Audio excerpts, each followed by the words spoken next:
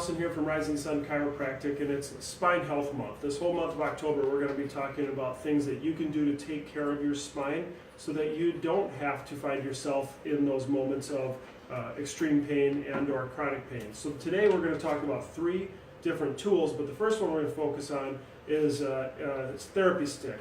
You might see these in all sorts of variations. The big goal here is that it's something that has handles that can roll, and so in a pinch you could go to the thrift shop and get a rolling pin, but for a better experience there are nicer ones that you can find all over. So I'm going to show you how to use it with Gina here today, but I'll also talk about some things in a minute that we can do on our own. So from a standpoint, if you've got a couple or a friend, a partner, anybody that you trust not to hit you over the head with this, we can use this on a daily basis for some self-massage.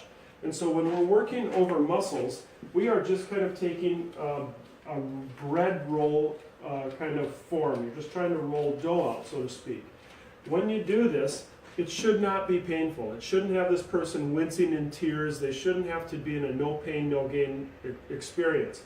When we start to get down into the lower back, it's going to probably be easier for a person to slouch just a little bit so that you can get to those muscles of the lower back and just kind of work up and down and side to side.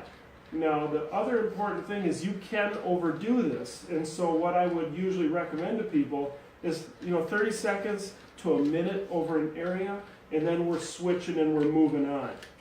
Anytime you're on the spine, watch out for dead center, because those little spinous processes can hurt when you roll directly over them.